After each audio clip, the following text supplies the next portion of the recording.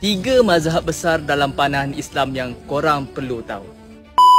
Mazhab yang pertama iaitu mazhab Imam Abu Hashim Al-Mawardi, yang mana biodata ringkasnya adalah beliau ini berasal daripada Khurasan. Khurasan ini adalah kekuasaan Parsi di sebelah timur laut, melibatkan bukan sahaja di negara Iran tetapi termasuk juga Turkmenistan, Uzbekistan, Tajikistan, Afghanistan dan Pakistan. Imam Abu Hashim Al-Mawardi hidup di zaman Umayyah akhir, abad ke-7 sehingga abad yang ke-8 sampai di awal dinasti Abbasiyah. Beliau mempunyai postur badan yang agak tinggi dan mempunyai drawling panjang dan lehernya panjang, dan mendapat ilmu panahan daripada Sayyidina Sa'ad bin Abi Waqqas radhiyallahu anhu.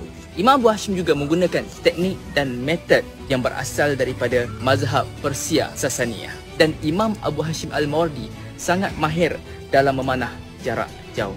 Jadi korang nak kenal lagi tak siapa lagi dua imam